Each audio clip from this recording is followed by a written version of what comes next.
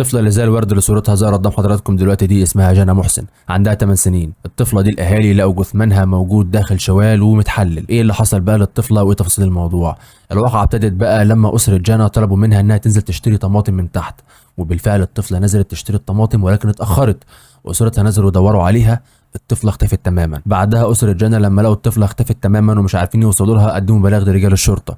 رجال الشرطه جالهم بلاغ بعد البلاغ اللي اتقدم من اسره جنى ب4 ايام بان الاهالي عثروا على جثمان طفله داخل شوال، الجثمان ده في حاله تحلل. رجال الشرطه راحت وخدت جثمان الطفله وتواصلت باسره جنى علشان يشوفوا هل بالفعل دي بنتهم ولا لا، ولكن اسره جنى بالفعل عرفت ان هي بنتهم.